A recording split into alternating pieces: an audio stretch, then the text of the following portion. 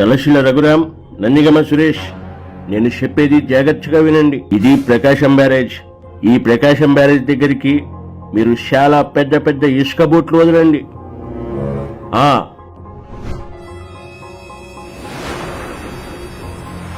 అప్పుడు బోట్లు వెళ్లి ప్రకాశం బ్యారేజ్ గోడలకు గుద్దుకుని ప్రకాశం బ్యారేజ్ కూలిపోతుంది. అప్పుడు ప్రకాశం బ్యారేజ్ కింద ఉన్న జనాలందరూ చచ్చిపోతారు, సముద్రంలోకి కొట్టుకుపోతారు.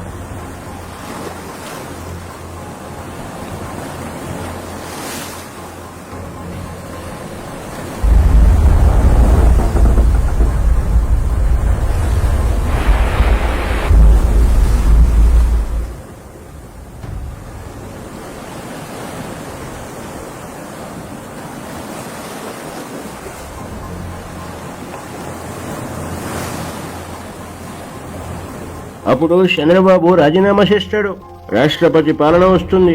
అప్పుడు నేనే సీఎం అవ్వచ్చు. అవునన్నా.